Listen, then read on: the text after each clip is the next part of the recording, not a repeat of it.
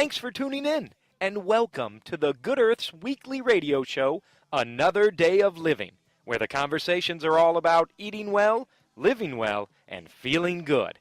And now, here's your host, Alex Litwack. That's why I'm telling you, I just want to celebrate, yeah. Another day of living, yeah. I just want to celebrate. It's a brand new year, and I get to hang out with my friend, Deb McClure-Smith. Hello, Deb. Alex, it's so good to see you. Yeah, so we have a brand new year to talk about two old topics. Yes, we do, and we're going to rework them. Well, the thing is, information comes out all the time that is new.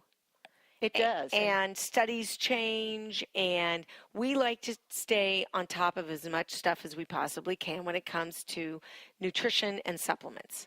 Yes, that's why I really love all the leading edge summits that I get to listen to and online blogs that I read all the time. I pick up a lot of great new information. Yeah, so topic number one is Collagen. Oh, yeah, we talked about collagen and how helpful it was for hair, skin, nails, and joints. And gut. And gut health, right. Yes. I mean, collagen is one of my go-to things now. I love it, and I can see huge differences in my skin, in my hair, my nails, as you said. It also helps heal leaky gut if you have gut issues.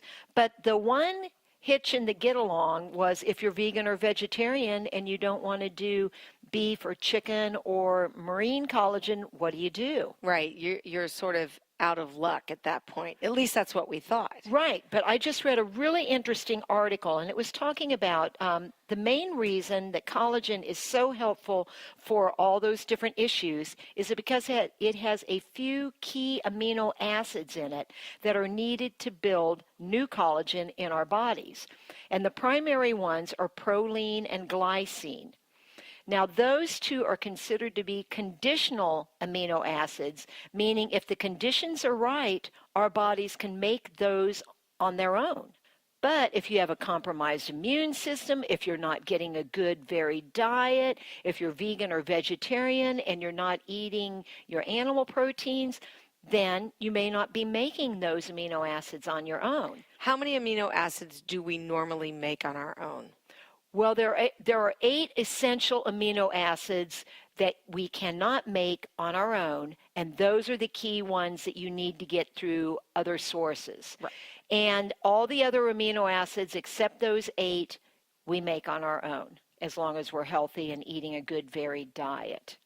But glycine and proline are mainly found in animal proteins, but I've just got a list of non-animal foods that are high in those 2 amino acids. So with glycine, these are going to be easy if you're vegan or vegetarian because it's in bananas, beans, cabbage, cauliflower, cucumbers, kale, kiwi, pumpkin, spinach. Those are all rich in glycine. And then your proline, that's in alfalfa sprouts, asparagus, beans, buckwheat, cabbage, cucumber, chives, one of my favorite foods, tempeh, and watercress. So you see, if you're eating a good varied vegetarian or vegan diet, you're going to be getting those foods in a fairly good amount weekly. A couple of other key points, though. If you are vegan or vegetarian, you also need to get extra vitamin C, and even people who are not vegan or vegetarian need extra vitamin C because that actually helps to build the collagen matrix. You also need lysine, which is in foods like black beans, kidney beans, lentils, pistachios, potatoes, pumpkins, once again tempeh or quinoa, garlic. Garlic is really a great food for your immune system, but it is also rich in lipoic acid, which is a great antioxidant, and it helps to repair damaged collagen. So garlic is also rich in sulfur, and that helps in collagen synthesis. Now, a tip that I like to suggest to people, when you are eating fresh garlic, after you cut it, you need to let it sit for 10 minutes, and that allows the natural allicin, which is the active ingredient in collagen, to form. So you want to chop your garlic and let it sit for at least 10 minutes to activate it. That's so interesting. I never knew that. Yeah, that's very important. If you chop your garlic and use it right away, it doesn't let the beneficial part of the garlic develop. And I don't know what happens, but something changes in that 10 minutes. Well, think about it. There's a whole bunch of foods out there that once you've cooked them, it's best to let them sit. Yes. For a moment. Yes. You know, so I can see on the other end when you're preparing them. I want to go back to something you said. Okay. And I know you and I talked about this when we talked about that documentary, What the Health, and we were not too enamored with that, which was very much about being a vegan. And you and I meet a lot of unhealthy eaters at the store, and you've listed all these great foods, but there are many vegans and vegetarians who don't eat most of those foods. Right. Well, you know, and the sad fact is there's many Americans who don't eat most of those foods. Absolutely. Yes. And I mean, we eat such a limited diet, or people focus so much on starchy vegetables like potatoes and corn and peas and, you know, things that just aren't that good to eat in high amounts. Right. I mean, you got to get the greens. Yes. You've got to get the squashes. You've got to get the root vegetables, and you've got to get a really solid variety. Yes. And I've noticed, you may correct me if I'm wrong, there are a fair number of fairly overweight vegetarians and vegans. There are, and I think my feeling is that's probably because they're concentrating more on the carbohydrates. They're not getting a good balance of good fats and proteins. And as you and I always talk, your main focus should be good fats, good proteins, and low-carb vegetables as your basis meal or your plate when you're putting food on your plate. Right, but if you're a vegetarian that doesn't cook, or a vegan that doesn't cook, or if you don't really vary your diet and your go-to meal is pasta Not good. or even rice and beans, and that's Right. what you eat all the time, it doesn't seem to serve you well. No. I mean, for my meals, usually my main basis that I start with is a big bowl of leafy greens, salad, or if I'm going to eat a warm meal, then I do usually 2/3 of my plate is going to be vegetables, and then I do my protein and then some oil on top of that, or some veganase, or some nuts and seeds to get my good fat in there. So truly the main basis of my plate or my meal is vegetables, and then I add in the protein and the fats. And you've been teaching vegetarian cooking classes and now vegan cooking classes for quite some time, and they're really popular. They are, and that's because I think a lot of people think it's really difficult to cook healthy vegetarian and vegan foods, but truly if you have a couple of good recipes in your head, you can do a lot of variations with just some basic recipes. Absolutely. All right, so what else, anything else about collagen we should know? Well, the only other interesting thing with collagen is, of course, stress and sleep have a big effect on our body's collagen production. So relaxing, doing things that calm you, making sure you're getting good sleep is really helpful. And then this was an interesting piece I didn't know, is collagen is a protein, and there is more collagen in our bodies than any other protein. I didn't know that. Yeah, but when you figure it's in all the ligaments, all the tendons, all the joints, the hair, the skin, the nails, I just thought that was kind of an interesting piece to keep in mind. And I think that's a reminder how essential it is to have collagen and support collagen production in your body, or take collagen, so that you don't have issues with ligaments and tendons and joint pain. Right. And even if for those of us who are getting a little more mature, to help with the wrinkles and the skin that starts to sag and lose its firmness, that's collagen. I don't know if I would call you mature, Deb. No, I don't think I fall in that category. Thank you, Alex. No, I wouldn't call you that at all. All right, so that's collagen. And now you've got an update on another topic, which we have spoken of before, and it's just so prominent in people's lives, and that's Candida. Yes, Candida really is. And I will tell you, every week in the store, I talk to probably at least 5 or 6 people that have Candida. And most of them are clueless. They don't have any idea they do. I know just the other day I had a woman come in and she said her son was having bad skin issues and that he actually was losing his hair. And he had been on a lot of antibiotics when he was younger for ear infections. And I can guarantee you, I mean, he has candida. Anybody who has nail fungus or athlete's foot or psoriasis or eczema or digestive issues like bloating, that usually is all related to candida. That's usually what you ask people when they come in. You say to them, how many rounds of antibiotics have you been on in your life, and has it been recently, and did you take probiotics, and if they didn't, or I know you ask women who've used the birth control pills. Yes. They sometimes turn up with systemic candida. They do, and then, a couple of other interesting things. So antibiotics, hands down, if you've been on antibiotics off and on throughout the years, even if it's only been, 20 times in your life, still that causes the candida to get out of control. And if you don't nip it in the bud right away, it's not going to stop growing. Then there is also people who are on a high carbohydrate and high sugar diet that feeds the yeast. Alcohol, drinking a lot of alcohol will feed the yeast. Stress, children who are born by C-section usually have more candida than children who aren't, because when you come through the birth canal, you're inoculated with all that good bacteria from your mother, and if you're born C-section, you don't get that. So you're missing a huge piece of what develops your healthy microbiome. I would say, too, another interesting thing that I found out about candida has a good function in our body.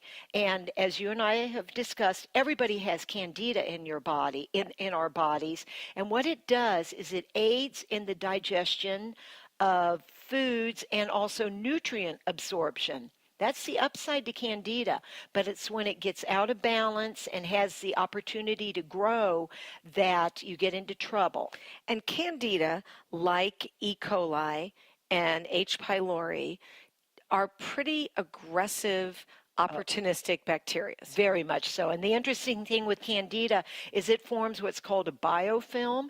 And biofilms are like a protective shell that goes around that candida that keeps our bodies from killing it off. And it also grows tentacles, so it will latch on to the inside of our intestinal walls. I mean, it's ugly what candida can do. And when you have people who have brain fog, they have exhaustion, as we've talked about, craving sugars, if they have constipation, autoimmune issues, memory issues, candida goes for the weakest part of your body or your makeup, and that is how it will manifest in what's going on. It's confusing, though, because there's a lot of things. You could be fatigued and be constipated. Those could be thyroid issues. Right.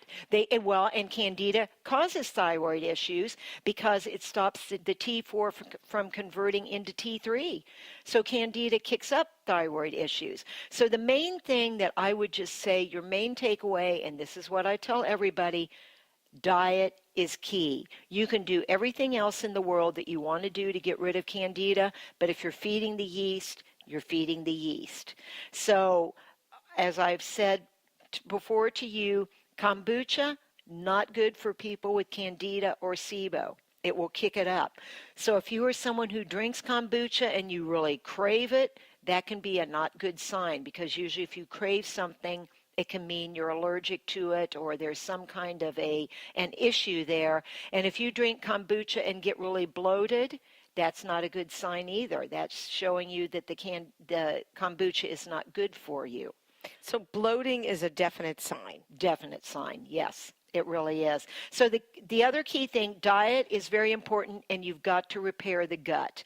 So to repair the gut, we've talked about that. That's eating the diet, taking probiotics, digestive enzymes, making sure your hydrochloric acid is good, and then you can do things to help heal the gut, like bone broth or glutamine, things that are going to soothe and heal that gut lining.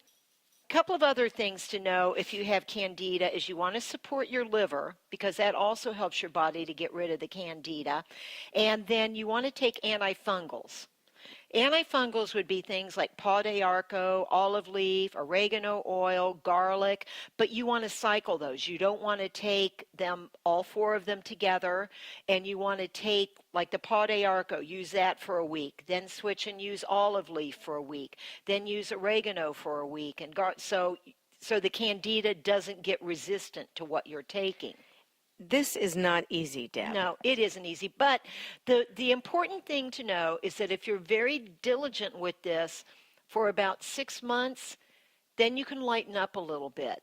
But depending on how systemic it is, how long you've had the issues, it may take longer. But you really have to be diligent. Yeah, I mean, it's not an easy diet. It's one of the hardest diets out there. It is. Nothing pickled, nothing fermented, nothing smoked. Right. No sugar. And fruits, no. Yeah. Yes. No yeasted things like bread. So it's hard because that's what your body craves. That's what it wants. So when your body is going through die-off, the yeast is being killed, then the first 2 weeks are very hard. But there are things that help, like systemic enzymes, like Candidase or Candex. There's also some good homeopathics you can get which help. So there are things that support you during the detox, and it can be done.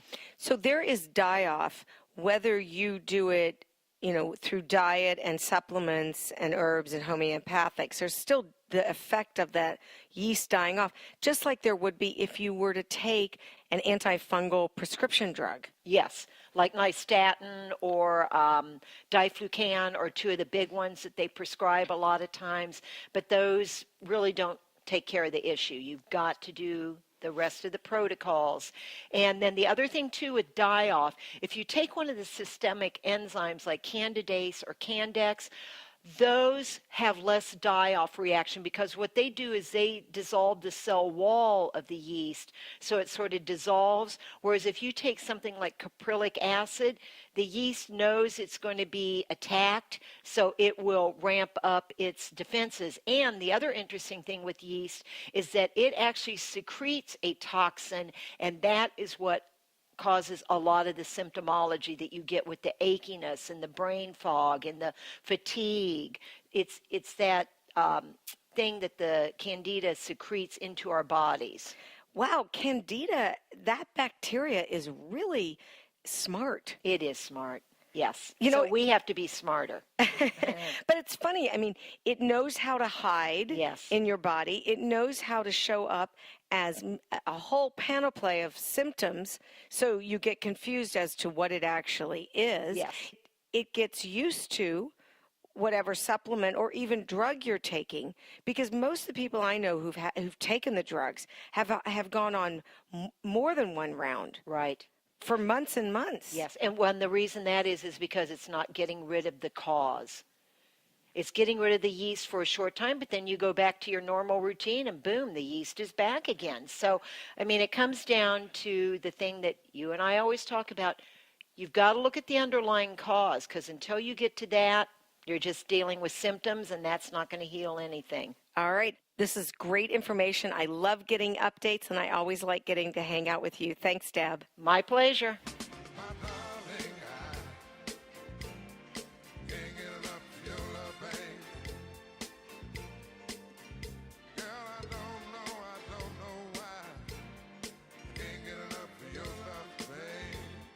The Good Earth, located in Broderpool Village, is in its 47th year of providing organic foods, spices, herbs, teas, essential oils, and toxin-free body care products. Did you know we also carry healthy footwear, like Birkenstocks and Earth shoes? And with over 10,000 different nutritional supplements, our knowledgeable staff will be able to help you find just what you need. We're open Monday through Saturday, 9 a.m. to 8 p.m., and Sundays, 11 a.m. to 6 p.m. And our web store is good-earth.com.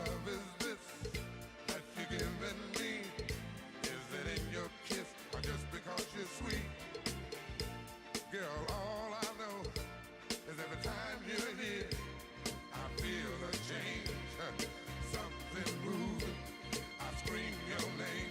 Look what you got to do.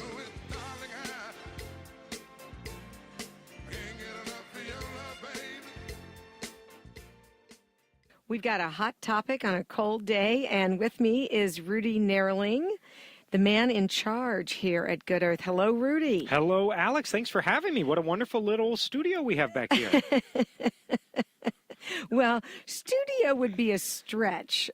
As sponsored by Birkenstock, it looks like. Something like that. So the topic of the day is CBD oil. Boy, is it ever. Starting off 2018 with a bang. CBD, Yes. cannabinoids. Yes. So CBD comes from the hemp plant. Right. And I think where this big issue started, where we're getting it a little confused with marijuana, is in the 1970s, our favorite president, Richard Nixon, started a task force called the Drug Enforcement Agency, the DEA. And he put hemp and marijuana in the same classification as the same plant. While they are from the same species of plant, they are definitely different plants in a lot of different ways. So cannabis is from the cannabis plant. Well, actually, they both are considered cannabis plants. Okay. One is hemp and one is marijuana. Marijuana has a fruiting portion of it, which is where the THC, the psychoactive part, has. Marijuana also has CBD in it. CBD is one of the hundreds of chemicals found both in marijuana and in CBD or hemp plants. And so that's where it gets a little confusing. Hemp plants do have a tiny, tiny bit of THC, but legally it is always less than 0.3% of the total volume of the plant, and therefore we can say it has zero THC. And what worries people is that people will take CBD oil and they'll get high. Right. CBD does not get you high. It would be like taking a rope of hemp and smoking it. You might have some ill effects because smoking anything goes to your brain and makes you feel a little foggy at first. But you cannot get high off of smoking a hemp plant. It is not possible. There's not enough THC in there. The same content in hemp seeds is in CBD oil or CBD capsules because it is such a minute amount of THC that you can't possibly get high.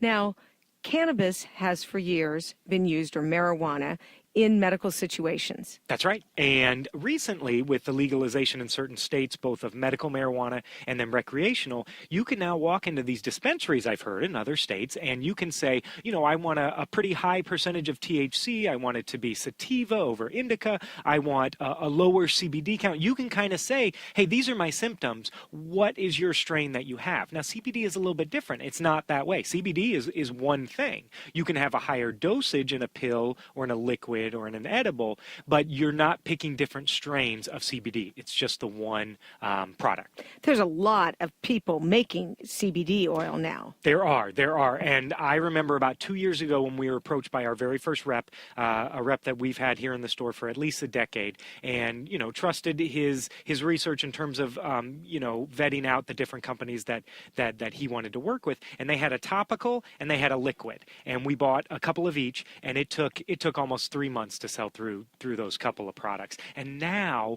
we are having the most amount of calls, the most amount of questions of people coming in. And, you know, I think it's pretty remarkable because it's showing us, at least anecdotally, that this is working on some level for people.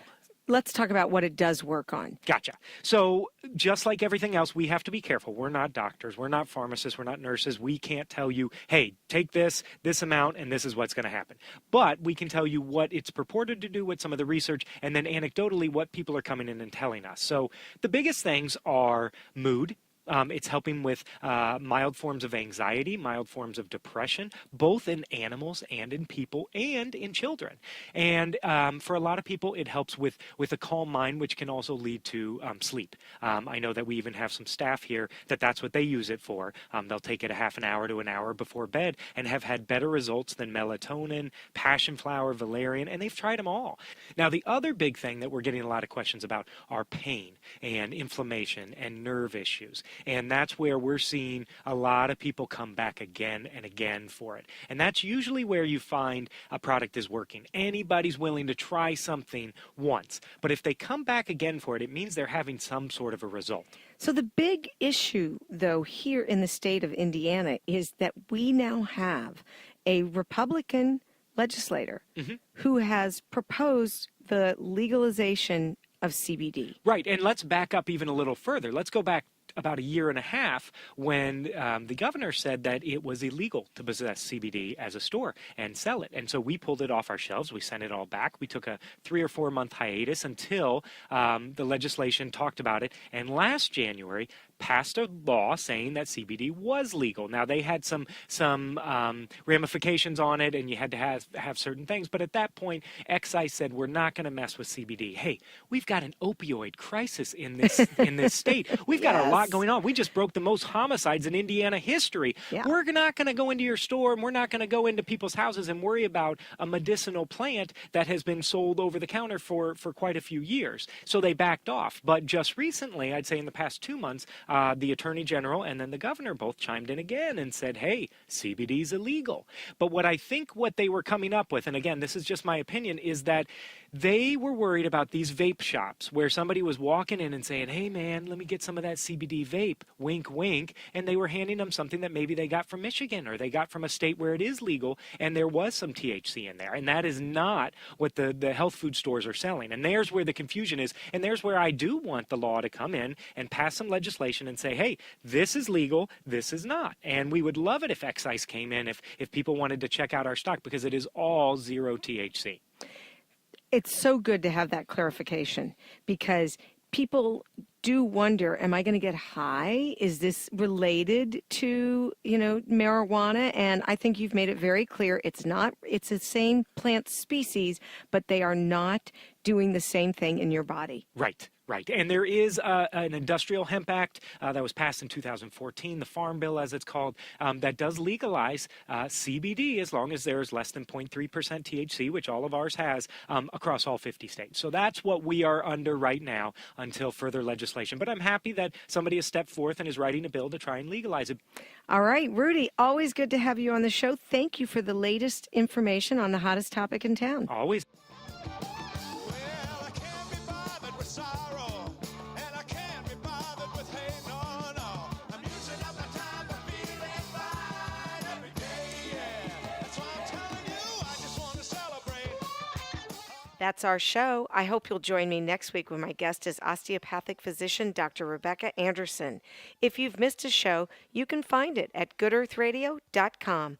Thanks so much for tuning in. This is Alex Litwack. Stay warm and have a great week.